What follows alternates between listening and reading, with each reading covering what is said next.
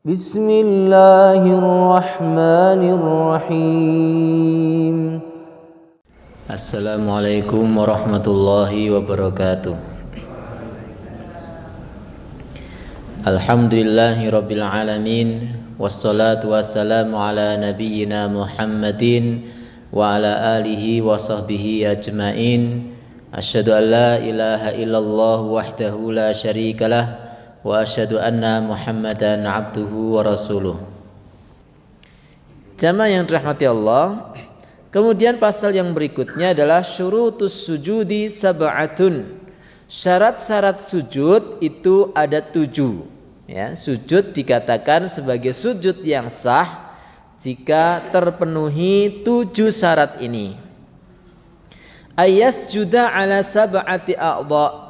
Yang pertama, sujud itu harus sujud di atas 7 anggota badan kita. Nah, penjelasannya anggota 7 itu 7 anggota badan kita adalah muka, ya, yaitu jidat, ya, kemudian tangan, telapak tangan kanan, kemudian telapak tangan kiri, kemudian lutut kanan, lutut kiri, dan bagian dalam jari kanan kita, jari kaki kanan kita, dan jari kaki kita meskipun hanya 1 jari bagian dalamnya, ya. Ini harus menempel tanah atau menempel karpet atau tikar yang kita pakai untuk sholat. 7, ya, 1, 2, 3, 4, 5, 6, 7, ya. Kemudian, ya, syarat yang berikutnya wa antakuna jabhatuhu maksyufatan. Hendaknya jidatnya terbuka. Jidat terbuka. Yang disebut jidat adalah paling atas adalah tempat tumbuh rambut paling depan sampai bawah di atas alis, kemudian samping kanan kiri adalah dari, ya, ini, ya, pelipis, namanya pelipis kanan sampai kiri. Maka yang namanya jidat ini, ketika ini tertutup seperti ini, misalnya seperti ini, maka sholatnya tidak sah, ya, sujudnya jenengan tidak sah, karena tidak ada anggota atau tidak ada area dahi yang terbuka, ya. Syarat yang kedua adalah jabhatuhu maksufah, dahi atau jidatnya terbuka meskipun hanya sedikit. Misalnya seperti ini, ya, masih ada jarak 2 cm atau 1 cm di atas alis, maka cukup, tidak masalah, ya. Atau ini bukan namanya jidat, kanan kiri namanya pelipis. Kalau orang sujud yang diletakkan sini, kadang anak-anak kecil, ya, sampai nginjen kancane sampingnya, ya, yang diletakkan ini juga tidak sah. Yang dinamakan jidat ini ada yang dari atas ke bawah, ya, lebarnya dan panjangnya, ini dia, ya. Nah, kalau bodak, ya, ini pokoknya kira-kira paling depannya, biasa tempat tumbuhnya rambut itu mana, itu batas paling depannya, ya. Wattahamulu bira'sihi, menekan kepalanya.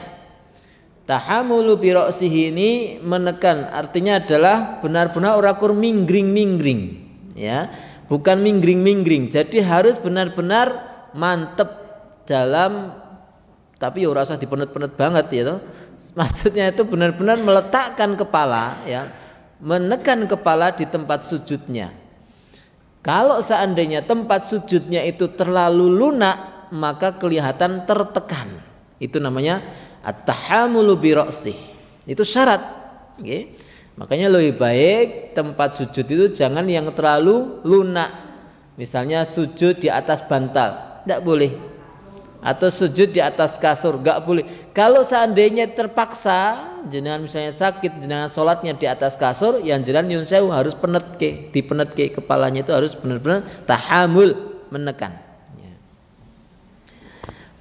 Wa adamul huwi li ghairihi, dan, ya, menyungkurnya bukan untuk maksud yang lain. Artinya benar-benar niatan untuk bersujud, bukan karena jatuh. Kemarin sudah kita sampaikan, ya, ketika seseorang berdiri kemudian dia jatuh, bukan niatan untuk sujud, maka dia harus ngulang berdiri dan sujud lagi. Karena sujud ini harus benar-benar diniatkan untuk sujud. Wa alla yasjuda ala syai'in yataharraku biharakatihi. Kemudian syarat yang berikutnya, tidak boleh sujud di atas sesuatu yang bergerak saat yang sujud ini bergerak. Ya. Dulu kita berikan contoh seperti seorang yang membawa surban. Surbannya dia pakai di pundaknya, kemudian ketika sujud dia sujud di surbannya. Ini tidak boleh. Kenapa? Karena dia ketika bangun surbannya gerak juga bersama dengan tubuhnya. Maka lebih baik surbannya diletakkan di tempat sujud, ya, atau tidak usah pakai surban, daripada dia bersengaja bersujud di atas surban yang bergerak dengan gerakan badannya. Atau seperti seseorang yang berselimut, kemudian selimutnya, misalnya orang demam, dia pakai selimut, kemudian ketika sujud dia sujudi selimutnya ini juga tidak boleh, ya, tidak boleh. Tapi kalau tidak sengaja tidak masalah. Tapi kalau dengan sengaja dia melakukan seperti itu, yaitu sujud di atas sesuatu yang bergerak karena gerakannya, maka ini tidak sah sujudnya. Bagaimana dengan tikar yang bergerak? Ini beda cerita. Ya, kalau tikar yang seseorang kan bisa jadi, atau sajadah. Sajadah kadang-kala ada sajadah yang terlalu tipis, ya. Ada sajadah yang terlalu tipis, yang kita gerak dia gerak juga. Ya, meskipun ini kalau saya sarankan, ya, mohon digantilah. Ya, ngibadah ki aja ngirit-ngirit banget lah itu. Apa, Bu? Iya, enggak boleh, Bu. Ya, jangan dipakai untuk sujud rukuhnya. Ya, jadi sujudlah di tempat, ya. Ya, sujud di sini, sujud di tempat di sajadahnya atau di karpetnya, bukan di rukuhnya. Ya taharraku biharakatihi. Nah, tadi kemudian juga sajadah yang gerak-gerak nggak masalah kalau itu, karena dia memang dia gerakannya karena gerakan bukan karena badannya, tapi karena terinjak oleh kakinya. Cuma tadi saya sarankan kalau beli sajadah ya sing rada kandel sithik lah, ya. Jangan yang terlalu tipis sing regane 10.000. 2 rialan, ya, kalau di Saudi kan 2 rialan itu, ya. Wartifa'u asafilihi ala a'alihi, dan mengangkat bagian bawah melebihi tinggi bagian atas. Maksudnya apa? Pantat itu harus lebih tinggi daripada kepala ketika sujud. Jadi tidak sah ketika orang sujud kok begini, ya, kepalanya sama rata dengan pantatnya seperti orang ruku, tidak sah. Misalnya miring begini, ya, semacam mungkin yang dia pakai sujud itu lokasinya miring begini, tidak boleh, ya. Harus kepala itu lebih bawah daripada bagian bawah dari tubuh seseorang. Atau seseorang yang kadang sholatnya di tangga, di masjid Jamaah Sebaran kan ada tangga menuju ke masjid. Nah, ini tidak boleh, kepalanya lebih tinggi daripada atau sama rata dengan pantatnya ketika dia sujud. Wa tuma'ninatu fihi, dan tumakninah ketika sujud, ya. Tumakninah, tenang, dan sekadar minimal bacaan subhanallah. Harus ada jeda antara duduk sebelum sujud dengan duduk setelah sujud. Harus ada jeda. Allahu Akbar, tenang, Allahu Akbar. Atau kalau dari berdiri, Allahu Akbar, sujud, tenang, tumakninah, Allahu Akbar.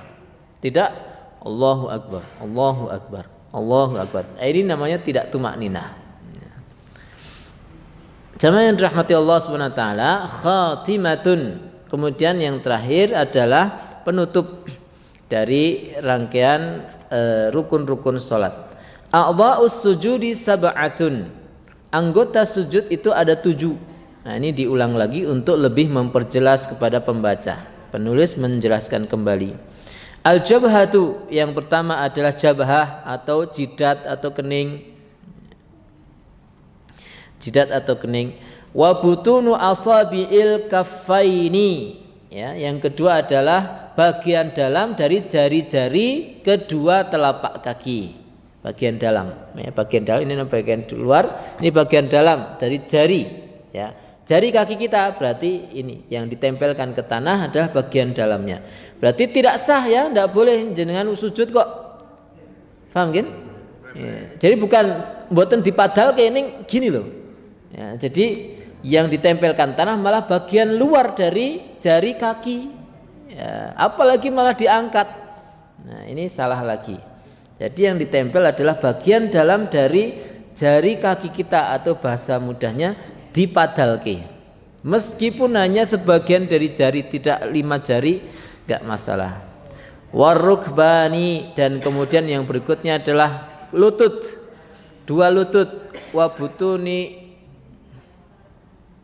mana saya terima salah baca, maaf ya salah baca. Asabi'il kaffain, ini maksudnya bagian dalam dari telapak tangan, maaf.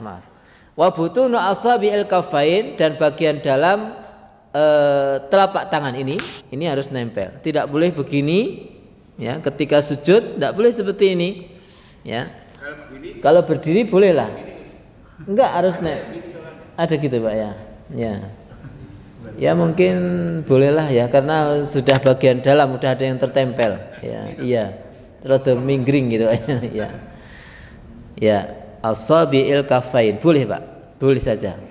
Yang enggak boleh adalah mengepal, ketika sujud mengepal. Tapi kalau bangkit dari sujud silahkan ya mengepal. Tapi ketika sujud harus terbuka dan bagian dalam telapak tangan harus nempel.